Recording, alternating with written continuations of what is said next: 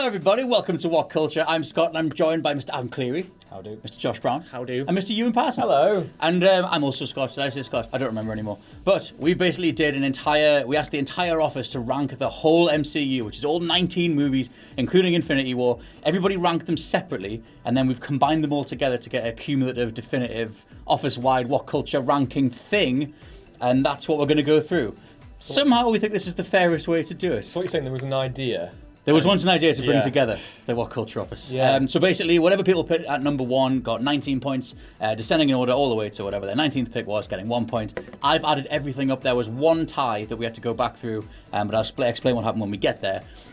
So yeah, we have 19 films in order, the best the MCU has to offer. Number 19, with 19 points in total, is The Incredible Hulk.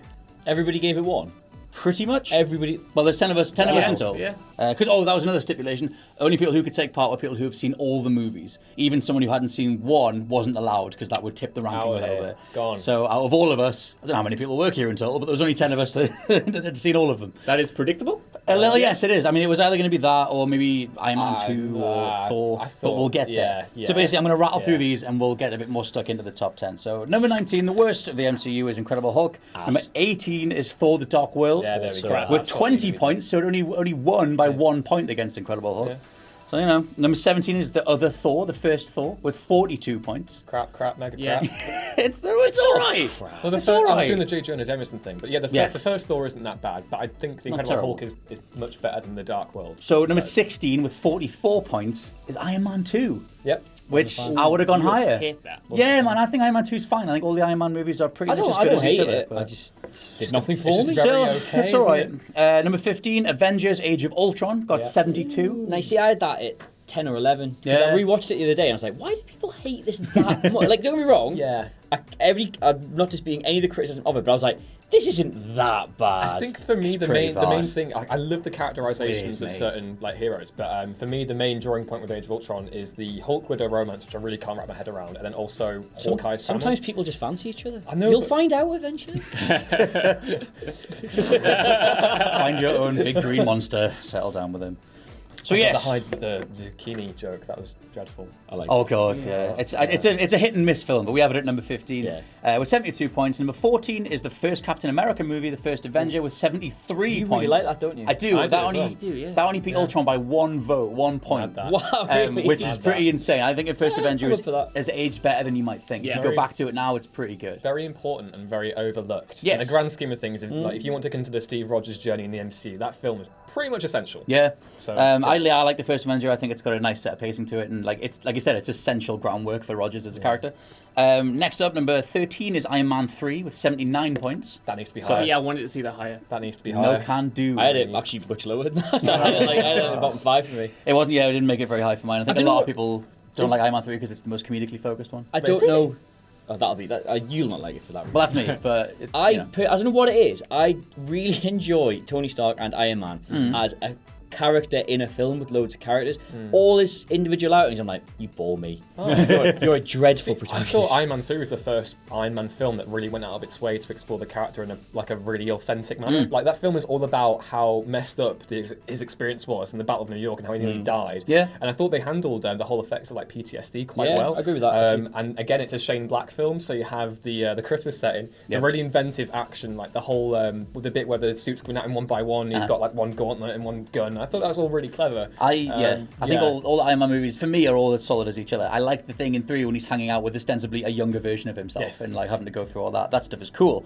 Number 12 is Ant-Man with 81 votes. I really like that, man. Yeah, it was in my top 10. It's all right. Well, yeah, it's we all just right. said it was crap before. I did say it was crap. Well, no Marvel movie is really crap. Boring tosh, outright I think crap. you sent to me. It's boring Ant-Man tosh. is a the thing I'm like most about the MCU is there's so many individual genre movies in there. Like Winter Soldier, which we'll get to much later on, I'm sure, is a proper like classic Conspiracy spice, thriller. yes, thriller.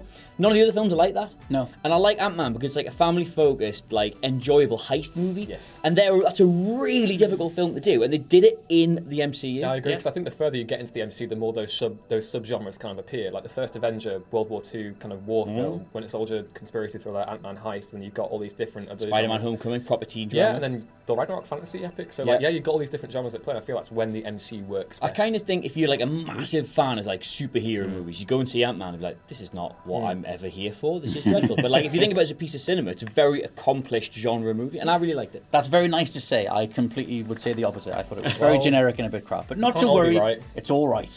Number 11 is Doctor Strange with 91 votes, so that'd be Ant-Man by 10. That was in my top 10. Yes, I think Yeah. Strange is very good. I Clearly think the rest of the office It's didn't like your agree. perfect running time, isn't it? 90-minute film. It is. Hang on. Yeah. You had it in your top 10. Yeah.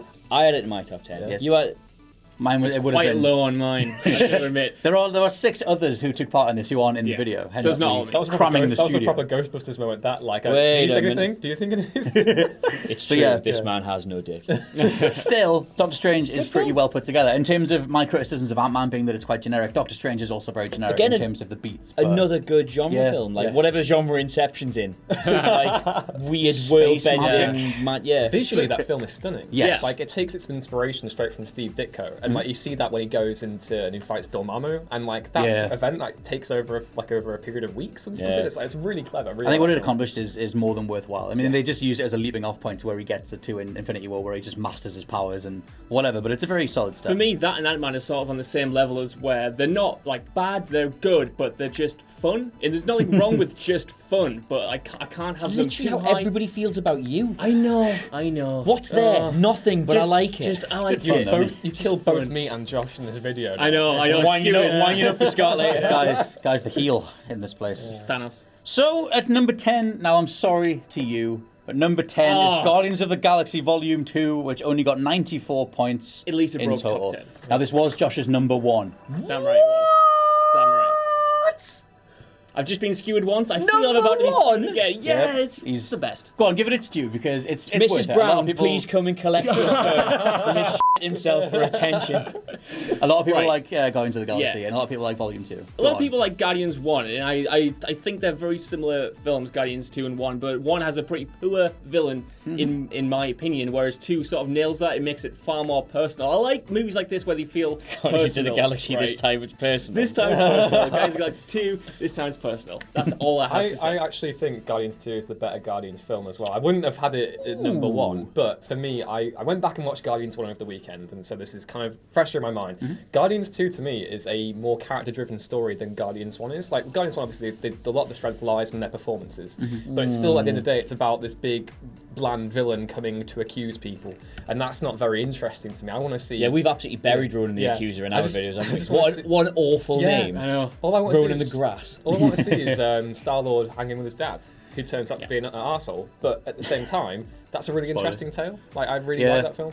I think to make a good sequel, like if you start with an origin film and you do a follow-up, you have to make it more character-driven because you kind of get a free pass in terms of character when it's an origin film because it's so much setup and you're kind of doing all the obvious things to get to know people. So I agree it's an accomplished sequel. I don't know if I'd say it's the better of the two. I would quite happily sit down in a pub and have that debate with somebody and possibly have my mind changed. I've not seen it since I saw it in the pictures. Guardians 2. But now that you've put that thought in my head, Josh, Yeah. I'd quite like to see it. Much again. better on the rewatch. Yeah, definitely. I hate it as much as I did the first time. Scott, you hate the humor in that movie, though. do. But I mean, sometimes it can be a bit, overbearing. You get like just shout at each tears other, of face. like, There's a lot of it's- shouting in that movie, but there's a lot of like that familial Lot of element love. to like Lot of the love as well. essential Guardians. It's just bad. It's turned into Pac-Man, but not to worry. You might That be was your on number father, but I'm 10. your daddy. Exactly. It's just Yondu was good. We can at least establish that. Number 9 with 96 votes, 96 points is Iron Man, the original Iron Man, 2008's finest. Right. What do we have to say about that? This is my position on the original Iron Man film. I use this analogy a lot. It's like my position on peanut butter.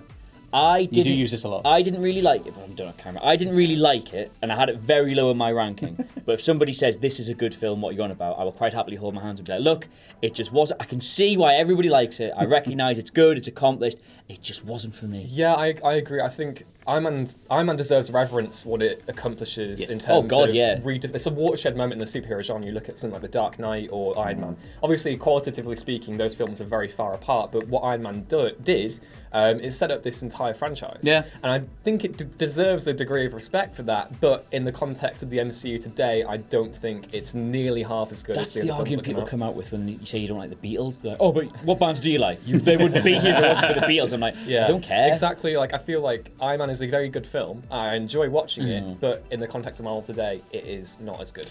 I will give it. Well, for me, I had Iron Man in my top 5. I think that going back and because I rewatched all of them in a row in prep for Infinity War, and rewatching an Iron Man, it's like, oh, Marvel has a villain problem, all those kind of things. Certainly does not in the first Iron Man. Obadiah Stane is badass. You just love and Jeff awesome. Bridges on his segue. He's great. He's great. And I think that the whole first movie, like, it's very well shot. It's just it really lands every single thing it tries to go for. The CG's great, holds up very well, and it ends on the Nick Fury tease. Like you get enough little things that are in there to really make it hold up. I was really doubly impressed by it, and I liked it. I can't dispute any of that.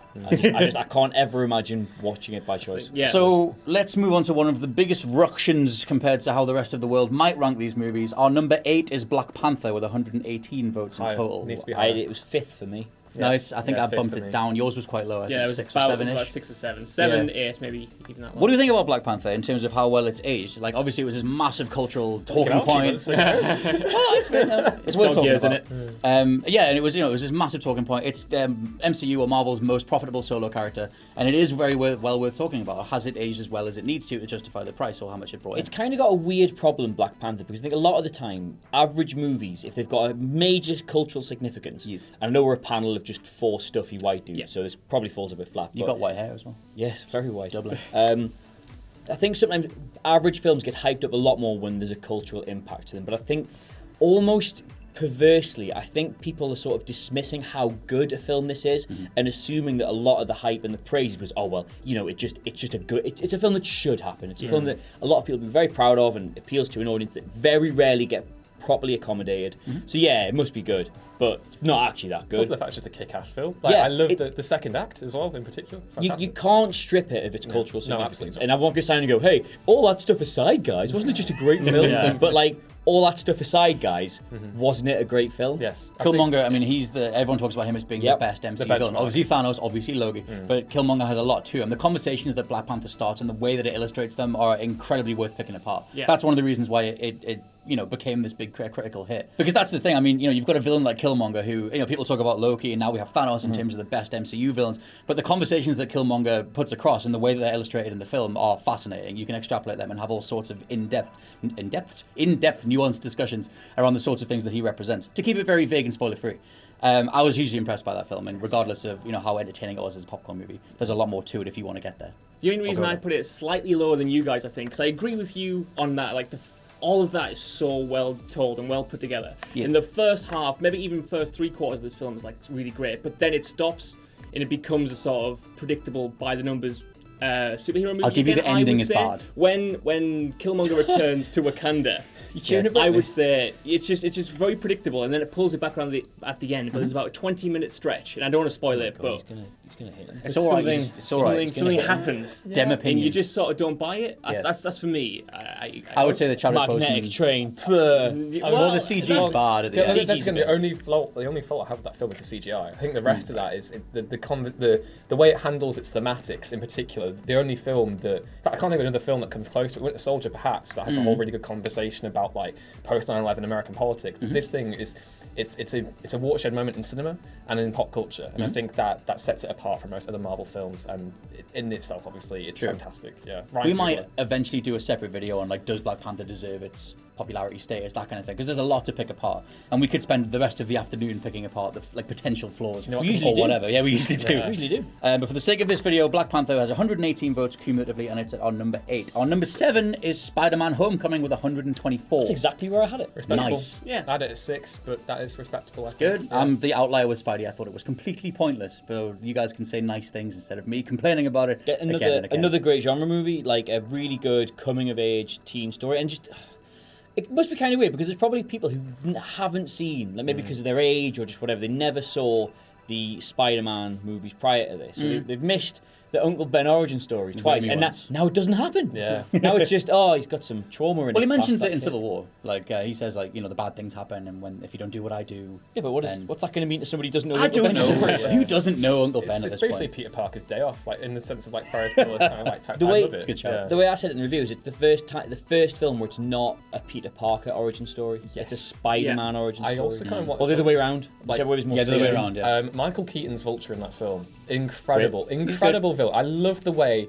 Again, this is for me. Homecoming has the conversation that Iron Man 2 can't. So idea of corporate greed and legacy and like what because in particular at the start of that film, it's Tony Stark's kind of initiative, and obviously it's done with the best intentions, but at the same time, he's taken away the livelihood of this entire group of people. Yeah. And I feel like Vulture, of all the Marvel villains, he's to me the most sympathetic. I really can like get behind his cause. Like, steal that shit from Stark Mansion. Yeah, I don't care. He's do just it. going to leave it anyway. Yeah. It perfectly encapsulates the raw terror of trying to bang a girl with a scary dad as well. And films really Walking up rarely to the get door that. and just Yeah. That oh twist, God, he's That twist was perfect. I'll give you- That's one of the best. I think it's one Yeah, of the that's- best that's- out of nowhere twists Yeah, I've had in the loved film. it. They play it so cold as well. They just let it sink in. Like it's. That's exactly what you do. 'Cause Yeah. You're in that kitchen. You're like, oh God. I'm gonna have Need the to be father-son friends. talk with Pete now. It's It like, made me oh. realise how much I'd miss secret identities in superhero Yes. movies. 'Cause you get to do that thing where Yeah. you like live a double life, you've just got to balance them perfectly. And like Iron Man doesn't have to deal with that. No. None of those heroes do. Thor is Thor, Yeah. whereas Spidey is Peter Parker as well. I thought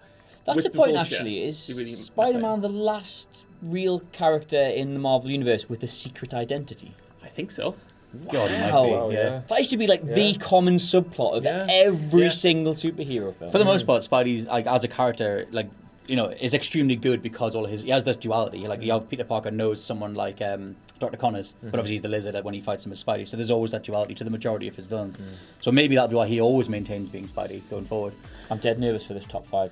We're not there yet. We're no, at number let's see. 6. So number 6 is Guardians of the Galaxy with 136 votes. Glad it didn't break the top 5. Being honest, being brutally honest. Oh, why Really- not? really Do you not, glad. do you not Yeah. love the Guardies? Yeah. I again watched that film over the weekend. I think it opens really strongly. I Yes. really love the opening. But now in this post-Infinity War climate, all I can think about is how much better this film would have been if it was about Nebula and Gamora. Like I feel like Oh, what? well, no, if you think about what Infinity War does, and Yes. like obviously, Oh, I see what you mean. Yeah, like I feel like Guardians would just succeed better if it focused on those two characters. Neither Guardians 1 or 2 really gives Gamora the space to grow massively as a character. True. And in looking at Infinity War now and the role she has to play, yeah, I don't know. I Yeah. hadn't thought about that. Yeah. That's, Well, that's a good point. Yeah. That's a problem with their organisation, the fact that it was given to James Gunn and all that Yeah, kind of thing. I feel like the film has its strength. Obviously, Groot and Drax. Drax is fantastic in this film. I love it. But at the same time, I think In which film? in Guardians Guardians. 1. But like at the same time, having Peter Quill be our window into that world both works to its favour and works against it. Star-Lord is a very like charismatic character. Yeah. I love there are a lot of things to relate to in that character, I think personally. But at the same time, I kind of think they could have done more with Gamora. But My whole thing with rewatching Guardians was that I wasn't massive on it the first time through. Like, obviously, love the soundtrack and the style and the general like feel. It gave me like a Star Wars vibe. Like you're visiting all these different locales, and I loved all that stuff. But my whole thing was you see them already in progress. Like they already have careers for the most part. But if you rewatch it and think of it as an origin story, they actually go through a really cool like moral compass bending thing throughout that whole movie, and they end the movie going off to do the right thing. And I like that. I never really thought of it that way the first time through. I was just like, oh, we're just like checking in with these people. But yeah, I actually liked it a hell of a lot more the second time round. Still, it didn't get that high on mine. But I think it was in my top 5. yeah. Well, now we're into the top 5 as I shout the word well. In number five. 5. Now this initially, when I started totting up all the votes, skyrocketed to number 1 and has only fell down since.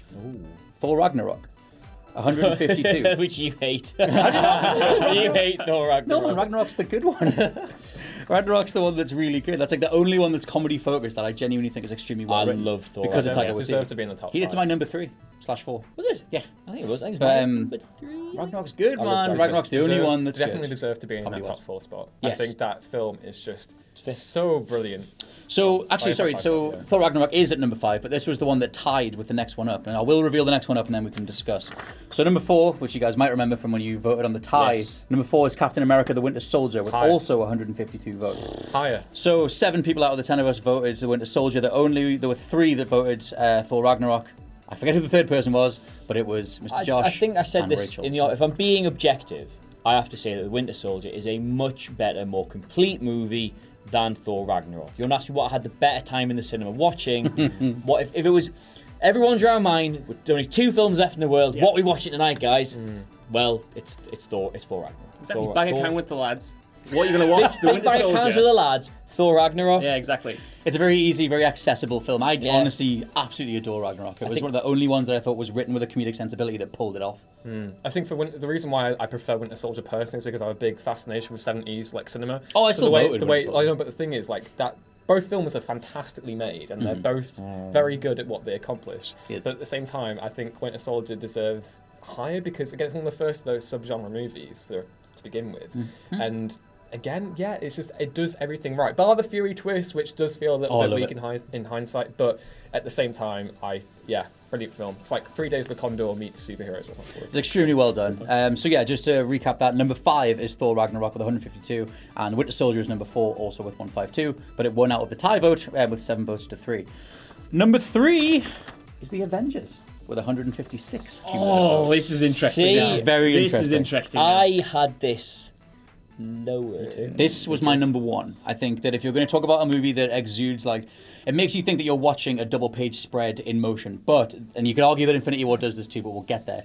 Is that Avengers, I think, is better written in terms of the character moments, and the big team up at the end lands so strong every time. There's not a single part of that movie that isn't earned, and especially when they get to the big fight, the big finish, you're just with every single one of them. And to some degree, less is more. Like you have a smaller cast, but they're all given ample screen time and ample motivation, and it all comes together. So number 1 for me was The Avengers. Do you not think any aspect of the film has aged poorly? No. I think you look at that film. Quite a bit I was researching this when I was doing my rewatching, and that film is shot differently to every other Marvel film. It's actually filmed in an aspect ratio that I think most TV productions do. And looking back at it now, I can see that. And also in the final fight, amazing and as inventive as it actually is, there is a lot of blue screen, and it looks a little bit artificial at times. And obviously, it's very difficult to convey an alien invasion authentically unless you're Independence Day. But at the same time, I love that film. I love that film. But at the same time, I don't think it's aged particularly. Was that what you were going to mention with you? And you said it didn't age very well, or bits didn't age very well. I think the look of it looks a bit. The thing about I always think about when you try to encourage somebody to watch the MCU films. It's like, remember when superhero films they were the in thing, and every property was getting picked up, and we had the Fantastic Four film, we had was it Superman Returns or whatever. They were doing it all the time, and they all just felt like these ham-fisted attempts to take a bit of subject material that never really worked all that well on screen and make them the Hollywood blockbusters that had the biggest budgets. Yes. And they all had this cheesy, just crap, one and done. Very formulaic. Yeah, they were so formulaic. Now, I don't think for a second that Avengers, the first one, is like that. But when you watch them back, I think it's the only one that towards the end has a little bit of that feel about it. It does feel like. And don't get me wrong, it was still in my top 5. This I think I had it 5th or 6th or something. Right. It's an excellent film, but it just feels like that approach to superhero movies done right and done well, but still that approach. I can't think of the Avengers in any other way than when I saw it in the cinema, and it made me just giddy, and it feels like they're spinning so many plates. It's only watching it back that I think this. I genuinely came out of that film and I was like, I can't believe that is a good. I can't believe they've done it. I can't believe they've done this. But in a really good way. I mean, that's the thing. I mean, talking about things that have aged, aspect ratios, and you could argue that some of the CG on Iron Man when he's flying isn't the best. But those things just don't get in the way for me at all. It's not part of the movie. I could watch it on a tiny screen or the biggest one in the world, and it wouldn't matter. It's the heart, the writing, the arcs that they go on. The fact that Joss Whedon continued 4 separate characters and wrote them together and brought them all together. I absolutely adore the Avengers. That's my number 1. But that is just for me. Blah, blah, blah. We're into the top 2. So when I say this, you'll know what number 1 is. Are thou ready? Number 2 is Captain America: Civil War. 160. It's going to be fine. It's going to be fine. So we'll still break both of these down. So Civil War, I don't know that anybody that actually was number 1. There's a lot of number 2s. That's my number 2. I think Winter Soldier is better than Civil War, so this is slightly It's my number 3. Right. I would say that Civil War is the tightest written of all of them. Like, as much as I love the high moments of the Avengers, you think of Civil War, there's not a single frame of that movie that's out of place or doesn't belong. Like, it's the Russos, potentially their career best, even though we're going to get into Infinity War. If you talk about rolling together everything from script writing to, direction and the casting and everything, like, they do so much good. Like, the tiny bit you have with Spidey is why I think Homecoming is pointless, because they nail Spidey so well. It's so perfect. And even the stuff they do with Panther is like a brilliant showcase of that character's abilities. And yeah, like Civil War, from the front to back, you couldn't take a single scene out of it. That's the thing for me, that film has no reason to be as tight as it is, considering the heroes that had to bring together and the heroes that I had to introduce. Like, it's just ridiculously confident. It all comes together I worked this out when I watched it back, because I've always thought that, like, there's so much going on, there's so many characters, there's so many different plot points. How did it all feel so cohesive? I worked out how they did that. Go on. The baddie. Literally, his origin story, all his setup is just stuff you know. Yes. You don't have to spend hours with him looking at his motivations. You know how angry people are about that, and all he has to say is, I was there, my son was there. Yeah. Like, the woman Tony Stark meets outside the elevator at the start. That is the exact same origin story, the exact same setup, the exact same amount of preamble as the overarching villain, and you get it from that. And there are so many like genius script writing turns in this. Like the final fight when Iron Man's fighting Cap, the whole idea that Stark is fighting the version of himself he would become if he gave over to just following orders. Like the idea of fighting Bucky, who was in himself was just brainwashed to kill his mum or whatever. Like, spoilers. There's a lot in that movie to kill his mum or whatever, as you do, but there's a lot in that movie that it pays off thematically and character based. Deserves kudos for redeeming a once irredeemable comic book storyline as well, because like. You hate Civil War? Well, no, the thing is, like, the actual comic itself is about as basic and as rudimentary a premise as you can get, and Civil War the film takes that premise, makes it complex. I don't know yet. And so like. Tony Stark in this film is so much better than the Tony Stark in the comic. They actually give, for both Steve and Tony, which I think the comic lacks, they both have emotional, irrational reasons for taking the route that they do. Sure. Whereas in the comic, it's like, oh, we disagree, let's fight each other. And I don't think that works. Whereas here, there is genuine pathos to each person's decision. And either way you fall on the Cap-Tony debate, there is a justified reason for doing what they want to do. And obviously Cap comes right in the end because, Bucky was framed and all this. But at the same time, it's a really, really important film. And yeah, I can't thank it enough for redeeming that storyline. The really telling bit where it all sort of boils down, the motivations and everything. I think one of the lines in cinema, which we'll get to another one later, that got me more than any other was where Steve just lays out, like, we can't do this. Like, this is what they want. This is like, I don't care. You killed my mum. You killed my mum. Yeah. I'm just like, shit, mate. Oh, that's why it works so well for me, because naming no names, but there was another superhero film that went out that year that had two heroes like fighting each other, and that was You can speak its name. Okay, it was Batman versus Superman. It was. But that wasn't. Remember the DCEU? Yeah, I remember that. It was good. What the hell was that? Great times. But that didn't have the confidence in its own central conflict to like not have that villain come in at the end and then team up and like go after him. Where Civil War is just all about that conflict. It just runs with it right until its natural end point, and it's just. In Civil War, how does the bad guy, the main antagonist, how does he get defeated? Black Panther just stops him killing himself. Yeah. He goes, oh, no, you're going to be coming in. Let's not do that's that. it. That's one of the things that I learned about, like, the overlapping sense, or the whole idea of the characters feeding into themselves. Like, Zemo is a walking embodiment of the conversation they have at the very beginning about accountability and the ramifications of that. And it's so intelligently written. Like, you think of these movies as, you could argue from some people's perspectives that they're just for kids. Yes. Or whatever. These are the kind of movies that will stand the test of time and you can show to any age and they'll get something from. And for that, I think Christopher Marcus and Stephen McFeely, who don't really get mentioned alongside. I knew McFeely. Yeah, he doesn't get mentioned alongside. McFeely's a good They don't name. get mentioned alongside Anthony and Joe Russo. And Touchy McFeely. They probably should, because they are responsible for how well written these films are in terms of drawing them together. They probably deserve a little bit more. Obviously, the Russos, the direction is fantastic. It's all together though. But their contributions in the writers' room shouldn't go overlooked. Speaking of all together, Infinity War is our number one with 182 cumulative votes, so only missed out on 8 from the full total.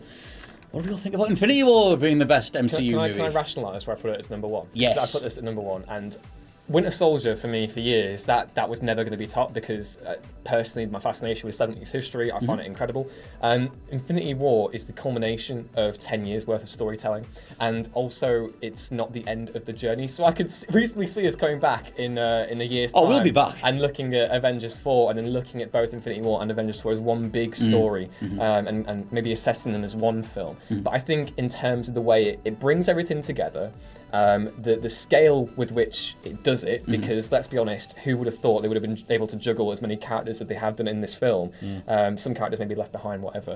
But at the same time, what a storytelling feat. And the fact that it makes you, obviously, spoilers if you've not seen this film, the way it makes you care about characters that die, even though you know conceivably they're probably going to come back in about a year. But yeah. I've got a slightly different approach to why I put it as number one. Like I said in the go watch the big 20-minute review I did at 4 a.m. afterwards. I'm a complete mess, but watch the back. It's at least fairly. It's all right. I think it's one of the greatest achievements. It's the most ambitious project in cinematic history. I think of the money, the talent, everything's gone into it, and it should never have come off. It should have been like, well, wasn't that fun? Didn't we see all those people we knew? Look at those action figures fighting each other. Yeah. People should have been coming out of this film making excuses for it. Like it should have been, well, obviously when it's that much hype, that much anticipation, that many characters, that many stories, it was never going to work properly, was it? DCU all over again. You've kind of got to not examine it in that kind of detail. But what I got instead was the most complete film experience I've ever had sat in the cinema. Like Jesus. The varying emotions I went on to such degrees. Like there were bits where I genuinely thought hilarious, hilarious. There were bits where I was cheering for people, like punching the air. Yeah.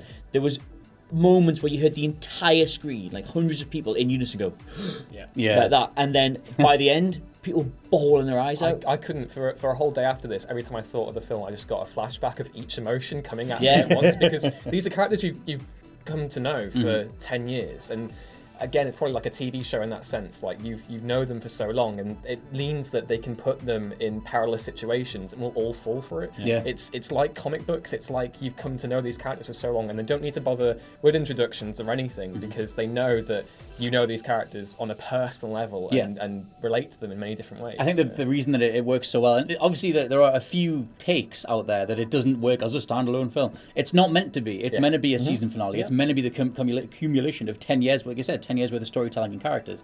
I would say, though, if you've not seen any of the Marvel films, you'd still enjoy that. You'd enjoy it. You get more out of it. You'd be struggling a bit for it, but I think the key beats, the key emotional beats of the characters, they do at least... They suit this character, even if you don't know who it is, the way they are, sort of like the behaviour kind of makes sense. Like you get that, Spider-Man's this young kid, and you can automatically see the father-son kind of not, the kind of responsibility bond between him and Tony. Everything's sort of there. They give you just a little bit of enough refresher on every single character. Well, I think going in blind would be alright. You'd still be alright. I mean, it's whenever you watch an old, the Spider-Man animated show or Batman's animated show, there's a level of assumption that you have when you watch one of those episodes where it's like, well, I don't need to watch the pre-5 seasons beforehand. I can just jump in. And I think it's that level of assumption on the audience kind of thing. But yeah, I mean, I talked about the Avengers spinning plates. This is the next level of that. And it's got the plates on both things. It's nose. It's Doctor Strange's 70 versions of it. But it's the amount of things that they accomplish, and it's just such a feat. Whoa, Ewan, take a step back. Let me see your T-shirt. Does everybody on the left-hand side of that T-shirt die, and everybody on the right hand of that T-shirt live? Oh my God! I've been looking at it for 5 minutes, going, yeah, Iron Man. Oh my God, they did us in the marketing. Oh my God! Just gonna cover myself. Cover yourself for all those trying to avoid zooming in. Groot dies, doesn't he? Yeah. It's all right. Rocket. Yeah, they all go. Every single one. Oh my God! Every single one of them. Like that scene at the start where they divide that. Someone designing that perfect harmony right down the middle. Everything balanced. Someone designing that shirt would have been like, oh, hey, I'm gonna get them, and then you cracked it. No, he'd been designing it. Someone from marketing would be like, just move them, swap them too. Why? You'll see. Oh my God! You're wearing the plot. You're wearing the ending of the film on a T-shirt. Only one thing calls for it now. Thankfully, only those who know will know. Yeah. Otherwise, it's just a lovely little T-shirt with a whole bunch of Avengers on, and for the rest of us, it's complete heartbreak. I've ruined your day. But not to worry. So yeah, I'm going to read back through these. You can do smiles and cries and whatever the hell you want. From 19 to 1, we have The Incredible Hulk, Thor: The Dark World, Thor, Iron.to, Avengers: Age of Ultron, Captain America: The First Avenger, Iron Man 3, Ant-Man, Doctor Strange, Guardians of the Galaxy Volume 2, Iron Man, Black Panther, Spider-Man: Homecoming, Guardians of the Galaxy 1, Thor: Ragnarok, Captain America: The Winter Soldier, The Avengers, Captain America: Civil War, and Avengers: Infinity War. You can't dance, can you? I can only shake my Are you head. one of them? I'm one of these guys. I'm in the club, I'm like, you really... you would have cleaned up back in the day when you were smoking, but in clubs, you just stand there like that. This is a discussion You've for got something another get time. cold. The emo tab hold. Hey, a younger me. But regardless, The killers. Yeah. we must leave this room at some point. Yeah. We've done what Very many warm in here and uncomfortable. we've done what many people would not even attempt. But you guys can let us know where we were wrong and where we were right down in the comments below. What is the best MCU movie and what is the worst and what belongs in the middle? Either way, I've been Scott from Culture.com. I have been Adam Cleary. I've been Josh. I've been Ewan. We'll catch you guys soon. Bye. Bye.